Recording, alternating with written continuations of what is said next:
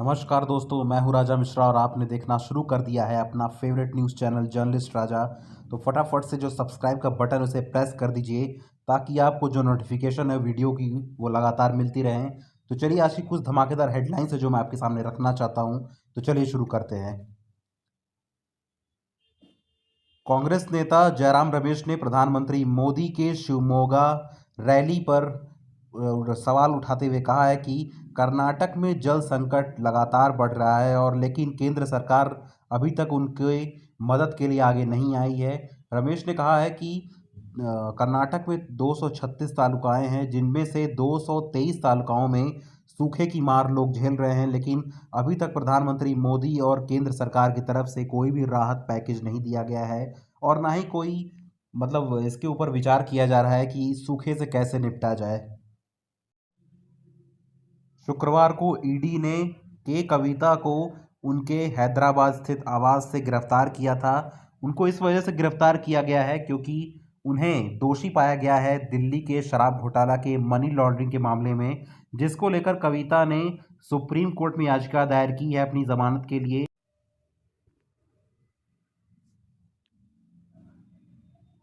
बिहार की राजधानी पटना से उत्तर प्रदेश की राजधानी लखनऊ को जोड़ने वाली जो वंदे भारत ट्रेन है उसकी आज से शुरुआत हो चुकी है, सोमवार से। तो महादेव की नगरी काशी से आज रामनगरी के अयोध्या के लिए रवाना हुई है वंदे भारत ट्रेन। वहाँ पर यात्रियों में काफ़ी ज़्यादा उत्साह देखने को मिला है। कई यात्री इस ट्रेन के साथ सेल्फी भी लेते हुए दिखे और सबसे बड़ी बात यह है कि इस ट्रेन में एक भी सीट खाली नहीं गई है, सभी सीट फुल हो चुकी थी, बहुत पहले से बुकिंग चल रही थी। तो बहुत अच्छा मुहिम चलाया गया है ये, क्योंकि जो काशीवासी हैं उनका जुड़ाव डायरेक्ट हो सकता है।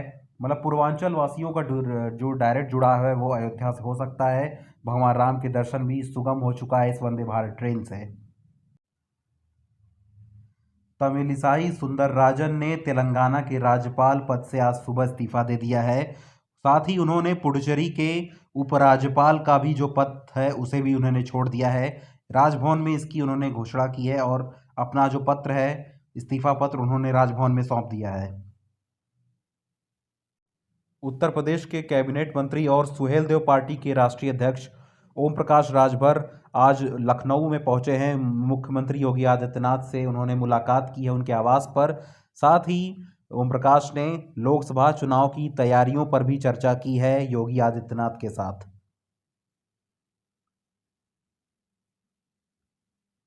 प्रधानमंत्री नरेंद्र मोदी आज तेलंगाना के दौरे पर हैं। उस बीच उन्होंने अपने संबोधन में राहुल गांधी के शक्ति वाले बयान पर पीएम ने वार करते हुए कहा है कि मैं इसके लिए जान की बाजी लगा दूंगा। आपको बता दूं कि राहुल गांधी ने रविवार को महाराष्ट्र में कहा था कि हम किसी पार्टी से नहीं लड़ रहे हैं लोकसभा चुनाव, बल्कि हम एक बुरी शक्ति से इस पार्टी बुरी शक्ति से ये चुनाव हम लड़ रहे हैं। हमारे खिलाफ एक शक्ति है जिसके खिलाफ हम चुनाव लड़ रहे हैं। तो इसी का जो जवाब है आज प्रधानमंत्री ने तेलंगाना में संबोधन में अपने कहा है कि मैं इसके लिए जान की बाजी लगा दूंगा।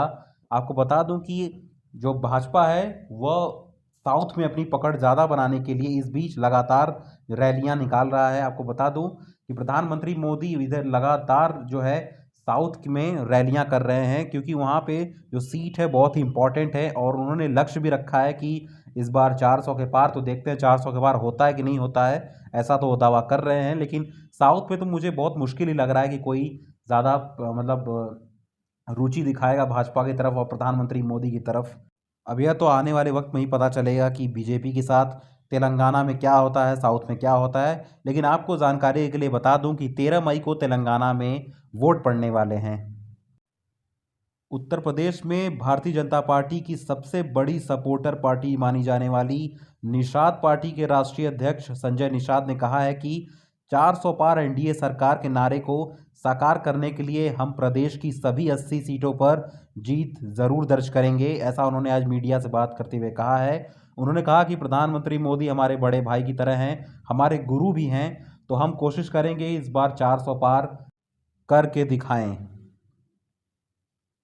एक रिपोर्ट में दावा किया गया है कि भारत से अमेरिका को स्मार्टफोन का जो निर्यात है यानी कि जो एक्सपोर्ट है वह 250% से ज़्यादा का बढ़ चुका है और सिर्फ अप्रैल से दिसंबर यानी 9 महीने दो के बीच में जो 2023 के 9 महीने था उसमें सिर्फ 3.53 अरब डॉलर का व्यापार हुआ है। तो ये बहुत बड़ी उपलब्धि है हमारे देश भारत के लिए। भारत अब तीसरा सबसे बड़ा देश बन चुका है जो अमेरिका को स्मार्टफोन मतलब कि एक्सपोर्ट करता है।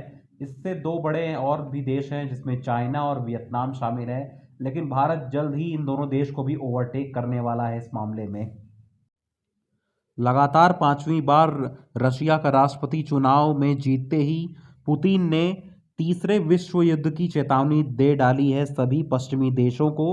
उन्होंने अमेरिकी लोकतंत्र का मजाक भी उड़ाया है अपने संबोधन में। साथ ही उन्होंने कहा है कि जो नाटो समूह है वह रशिया और अमेरिका के मतलब संगठन से बनाया गया है, और नाटो के कुछ देश जो हैं वह अभी भी यूक्रेन की मदद कर रहे हैं, लेकिन साथ ही वह तीसरे विश्व युद्ध को न्योता भी दे रहे हैं। उन्होंने कहा कि अगर तीसरा विश्व युद्ध होगा तो पश्चिमी देश तबाही का मंजर देखेंगे, और ऐसा कोई भी नहीं चाहेगा कि ऐसा दिन भी कभी आए।